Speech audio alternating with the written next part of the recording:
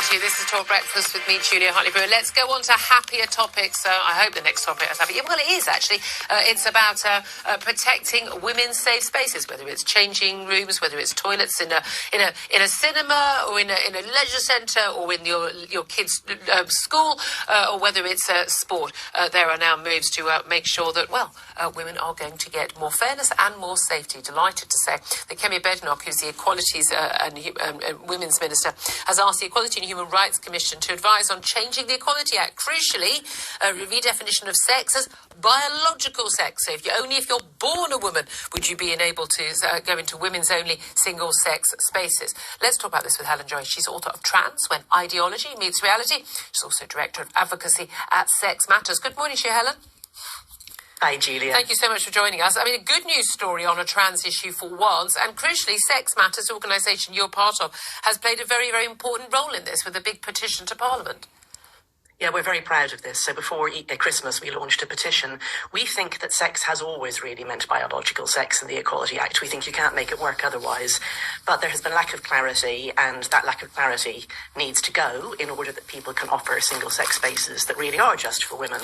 But not just single-sex spaces, associations, how you deal with equal pay claims, all these things that the Equality Act governs, they've all been messed up by this idea that if somebody gets a piece of paper from the government saying that their sex has changed, they actually move really category. And that's been a big issue because the Equalities Act is very clear about sex-based difference, sex discrimination. I'm very clear, you're very clear, 95% of the population is very, very clear about what is a woman, what is a man. However, with that trans self-ID rule, and it's not just what's happened, what they were trying to bring in Scotland, but even in the rest of the country, in England in particular, we've got a situation where you say someone can be legally defined as being a woman if they've got they've been had a gender recognition certificate, and therefore be able legally to enter these spaces. Now, I've got far less of an issue with somebody who's gone through surgery and etc. being in a women's only space like a changing room or a toilet, rather than some random 6-foot bloke with a beard walking in going, oh, I'm a woman today, and walking in. And I think we all feel differently about those things. But fundamentally, we need to know that women and girls are safe, whether it's a prison cell, whether it's changing rooms, girls' toilets at school, and the like.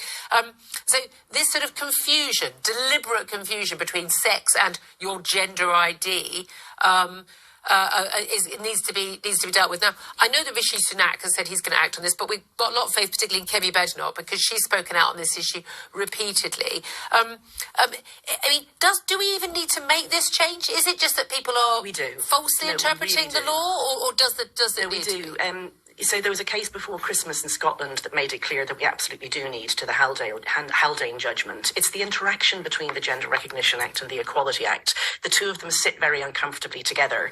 And there's a neat surgical thing you can do that I won't bore you with the details of, but anyone who likes can look up our petition and read it, that makes it clear that a trans person is protected. They have the protected characteristic of gender reassignment. We're not taking rights away from anybody with this. We're just saying that there are 9 protected characteristics. Sex means sex and gender reassignment means gender reassignment. And on the issue of whether somebody has had surgery or not, there's no distinction in the law, and there can't be. All trans people have the same human rights, whether or not they have had surgery. So there isn't a line we can draw there. No, and we're not saying to a man who walks into the toilet, oh, can we just have a look down your pants, please? So we're not in that position. And we don't want to be in. I mean, Stonewall, the LGBT charity, let's be honest, it's a trans charity now. It's not protecting lesbian, gay people, bisexual people anymore. Why people think that trans and sexuality should be in any way related to each other, I don't understand. But Stonewall has said this move risks opening yet another chapter in a manufactured culture war that will see little benefit to women. To which I would say, we didn't start the culture war. It's not manufactured, but also it will benefit women, and maybe women should be the ones to decide what will benefit us rather than some men at Stonewall. It's extraordinary, isn't it?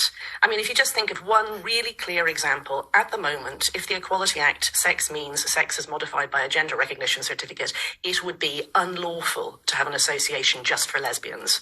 Any man with a gender recognition certificate saying he's female, a heterosexual man, suddenly turns into a lesbian and he has the right to come in too. That cannot be right. That is against people's human rights. So we have to clarify this for everybody's rights, and then we can move on to protect everybody in a logical, fair, simple, straightforward way. And again, this is not in any way an attack on trans people. What this is really about is protecting women from predatory men who will exploit some of those trans laws. I mean, I was certainly in favour of a lot of those trans laws early on, until I realised the implication of how they could be used against women.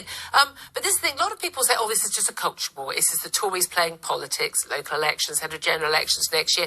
But I think this is a war that actually the Tories have really shied away from, and I think really shamefully shied away from, while women's and girls' rights have been abused. And we know the reality of this. We've seen the cases, not just Isla Bryson, numerous cases of the rapists and sex assaulters who were going to be put into women's prisons. We've seen on lesbian dating sites, a young, 18-year-old woman coming out for the first time as gay, going on a lesbian dating site. 40% of the people on that are trans women, men saying, well, you're a bigot and a transphobe if you're not willing to have sex with me, even though I'm quite clearly not biologically a woman. We've got, girls going into toilets. We had a girl who got injured, had to go to hospital because a boy is in the unisex toilets, kicks in the door, and all the locks have been kicked off the door at her school, we discovered, because the boys just want to go in and see them, take pictures of them on the toilet, and don't have the protection of the fact there's a door that the boys are not allowed to cross because they're unisex. I mean, no one wants to go into a theatre or a changing room that's got that is unisex facilities. This is women's sport. We've seen what's happened there. This is not a culture war. This isn't some esoteric stupid debate. This is really real for millions of women and girls. And we have to praise the EHRC for doing this. I think Kishore Falconer, who is the chair of the EHRC, has been so brilliant on this issue, because it would have been so easy for her to just say it's too toxic, like loads of other people have, all the cowards. Whereas what she has said, and the EHRC was on the wrong side of this, they've looked at the law again and they've realised belatedly that they had accidentally given away women's rights. Yeah. Remember that trans people have a sex too.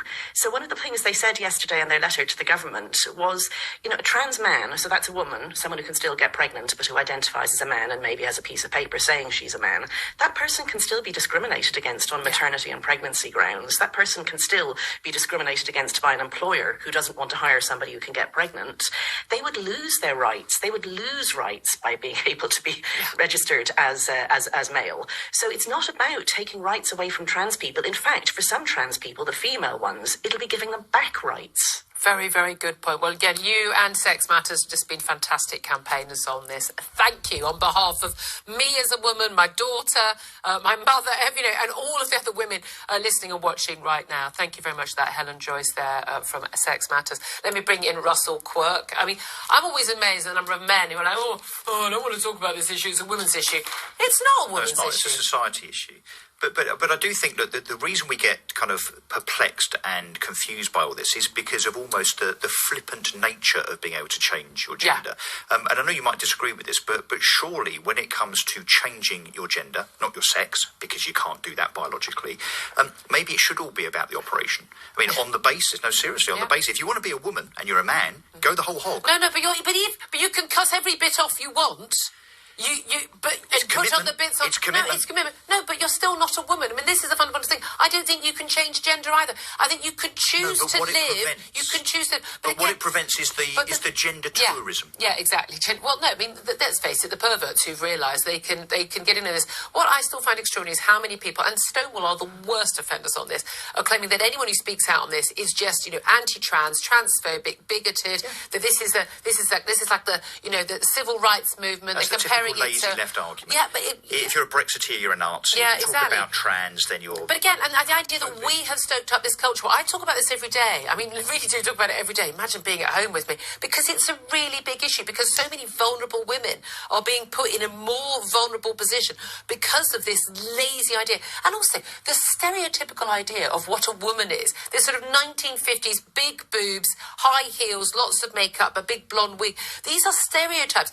There's nothing stopping a woman who says, "Oh, I don't want to be that kind of," you can have your hair cut short, you can wear a t-shirt and jeans every day, and no one will care. Wear your flat shoes, no one will care. But the idea, like the Eddie Izzard, so today I've got heels on, so I'm a woman, and tomorrow I've got flats on, so I'm a man. How dare you? How dare you insult half of the population of this world by pretending that all we are is boobs, a blonde wig, and high heels? But it's also turning on and off your rights, obligations, and so on, depending on how you feel in the morning. Yeah. And that's just ridiculous. Yeah. They're having it both ways. Yeah, literally. exactly. Literally having it both ways. It's more than ridiculous. It's downright offensive, and it's dangerous. And it's dangerous. Until we got to get rid of the unisex loos, unisex changing rooms. I don't want, and no one wants them. No one at all wants them. 7:43 is the time. We'll get the latest sport.